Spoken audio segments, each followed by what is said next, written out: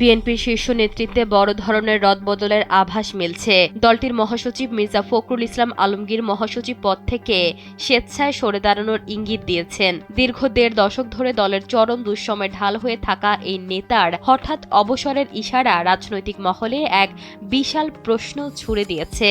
কে হচ্ছেন বিএনপির পরবর্তী মহাসচিব?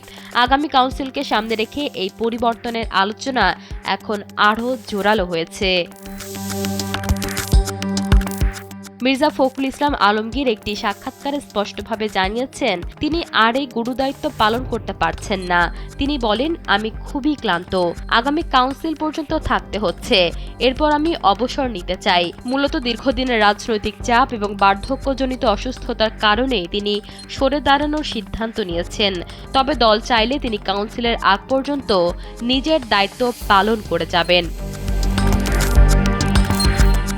মির্জা ফখরুল সরে দাঁড়ালে বিএনপির পরবর্তী মহাসচিব কে হবেন তা নিয়ে দলের ভেতর ও বাইরে ব্যাপক আলোচনা চলছে। বর্তমানে আলোচনায় সবচেয়ে এগিয়ে আছেন সালাউদ্দিন আহমেদ। সরকারের স্বরাষ্ট্রমন্ত্রী হিসেবে দায়িত্ব পালন করা এই নেতার নাম মহাসচিব পদের জন্য সবচেয়ে বেশি আলোচিত। অন্যদিকে রুহুল কবির রিজভী ও দলের সিনিয়র ভাইস চেয়ারম্যানদের মধ্য থেকেও দক্ষ কোনো নেতাকে এই গুরুত্বপূর্ণ পদে দেখা যেতে পারে।